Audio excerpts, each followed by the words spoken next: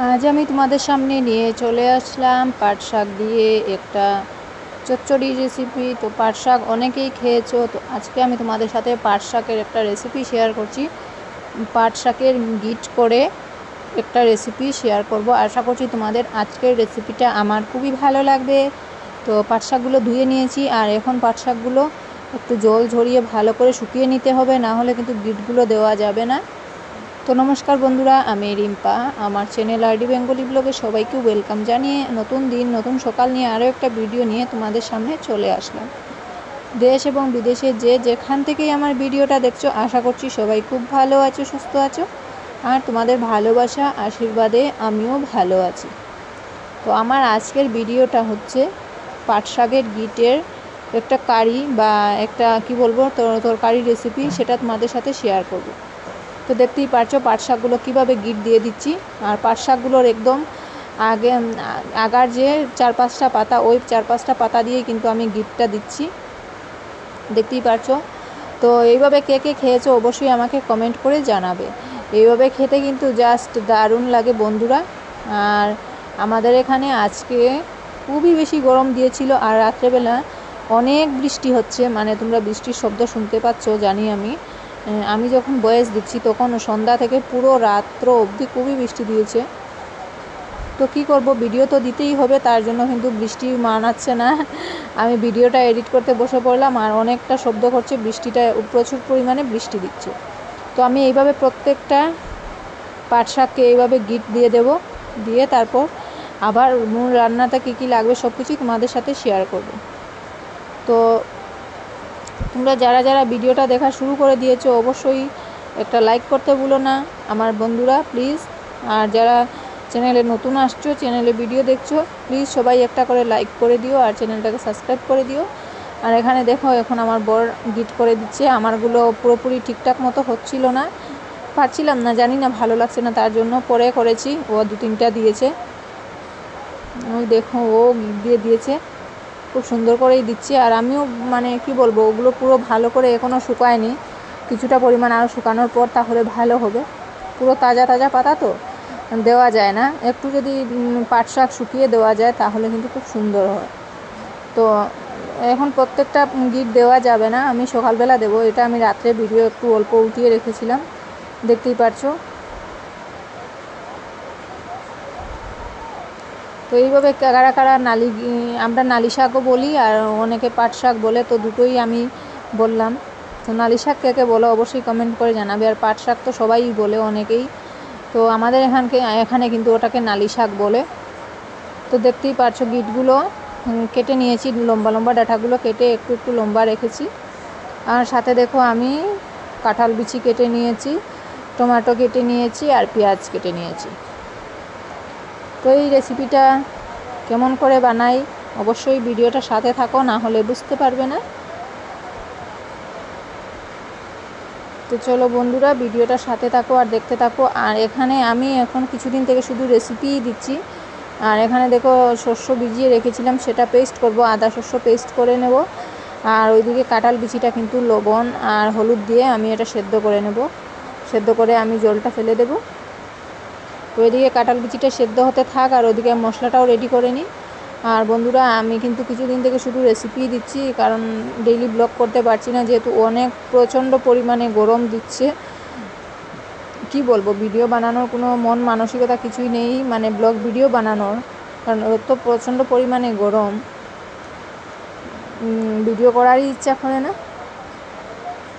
তো দেখো এইদিকে কাঁঠাল বিচিটা সেদ্ধ হয়ে গিয়েছে, আর আমি এখন কড়াইয়ে তেল দিয়ে দিয়েছি, আর ফোড়নে দিলাম শুকনো লঙ্কা, তেজপাতা আর কালো জিরা দিয়ে এখন আমি কুচিয়ে রাখা পেঁয়াজগুলো দিয়ে দেব। পেঁয়াজগুলো হালকা হালকা ভাজা হয়ে গেলে এর মধ্যে আমি আগে থেকে পেস্ট করে রাখা মশলাটাও দিয়ে দেব।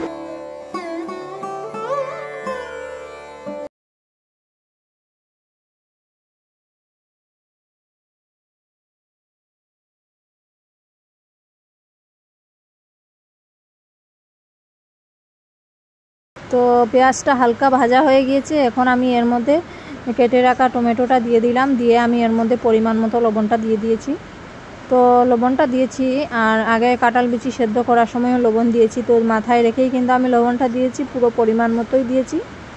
তো বন্ধুরা তোমরা অবশ্যই এইভাবে কিন্তু পাট শাক যারা এখনও এইভাবে ট্রাই করোনি, একদিন ট্রাই করো অবশ্যই, খেতে কিন্তু জাস্ট অসাধারণ লাগে।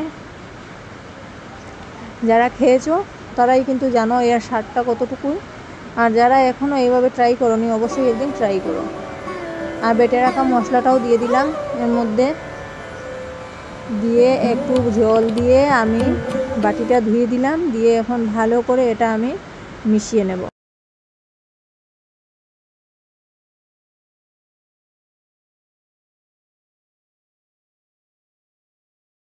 তো এর মধ্যে আমি আর কিছুই দেবো না, শুধু একটু হলুদ গুঁড়ো দেবো, আর কোনো মশলাই দেবো না, একদম সিম্পল রান্নাটা, দেখতেই পাচ্ছ। আর একদম পুরো আর কোনো লঙ্কা গুঁড়ো জিরে গুঁড়ো কিছুই দেবো না, এই রান্নাটা এইভাবেই করব। আর এখন আমি এর মধ্যে কিন্তু একটু পরে আরও কিছুটা পরিমাণ কষিয়ে কাঁঠাল বিচিটা দিয়ে দেব। তোমাদের কাছে যদি কাঁঠাল বিচি না থাকে তোমরা আলু দিয়েও করতে পারো, ডুমো ডুমো করে আলু কেটে এইভাবে করতে পারো, এইভাবেও কিন্তু ভালো লাগে। তো সেদ্ধ করে রাখা আমি কাঁঠাল বিচিটাও দিয়ে দিলাম, দিয়ে আবার ভালো করে মিশিয়ে নেব।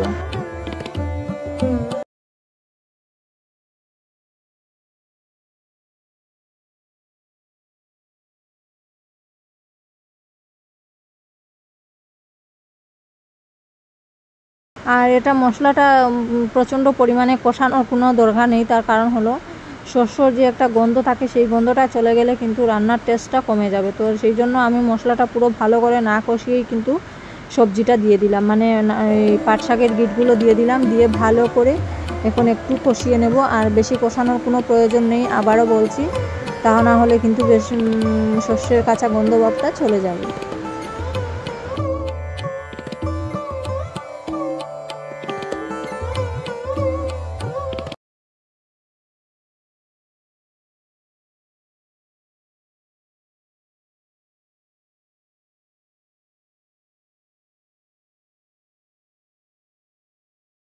দেখো আমি হালকা কষিয়ে নিয়েছি, নিয়ে এখন আমি পরিমাণ মতো জলটা দিয়ে দেব।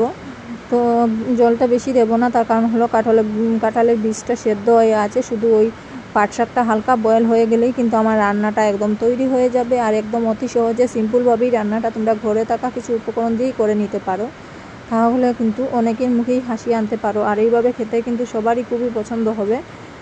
তো যারা যারা এখনও এইভাবে ট্রাই করোনি অবশ্যই একদিন ঘরে ট্রাই করতে পারো, খুবই ভালো লাগে খেতে। তো দেখো আমি বেশ কিছুটা পরিমাণ জল দিয়ে দিয়েছি, এখন ঢাকা দিয়ে মাত্র 5 মিনিট রাখলেই কিন্তু রান্নাটা একদম তৈরি হয়ে যাবে। দেখতেই পাচ্ছ কি সুন্দর লাগছে দেখতে, খেতে সেই লাগে। বন্ধুরা অবশ্যই একদিন ট্রাই করতে পারো। দেখো দেখতে কিন্তু অসাধারণ লাগছে, একদম সবুজের মধ্যে সবুজ সবুজ, আর একদম এত তেল মশলাও দিইনি, শুধু শস্য বাটাটাই দিয়েছি আর একটু হলুদ গুঁড়ো। তো আমি ঢাকা দিয়ে 5 মিনিট রাখবো, তারপর আমি রান্নাটা নামিয়ে নেব, এর মধ্যে আর কিছুই দেব না। তো দেখতেই পাচ্ছ বন্ধুরা আমার রান্নাটা পুরো কমপ্লিট হয়ে গিয়েছে, আর আমরা খেয়েও নিয়েছি। নিয়ে তারপর ভাবলাম যে আমি পুরো ভিডিওটাই শেষ করিনি, তাই যেটুকু পরিমাণ রয়েছিল সেইটুকুই আমি ভিডিও করে তোমাদের সাথে শেয়ার করছি। জাস্ট ফাইনাল লুকটা দেখো, খেতে জাস্ট অসাধারণ হয়েছিল। তো বন্ধুরা আমার আজকের এই রেসিপিটাতে তোমাদের রেসিপিটা কেমন লাগলো অবশ্যই আমাকে কমেন্ট করে জানাতে ভুলো না কিন্তু। আর পুরনো বন্ধু যারা আমার পাশে আছে সাপোর্ট করছে তাদেরকে তো অসংখ্য ধন্যবাদ, আমার অসংখ্য ভালোবাসা। এইভাবে সবাই একটু সাপোর্ট করো।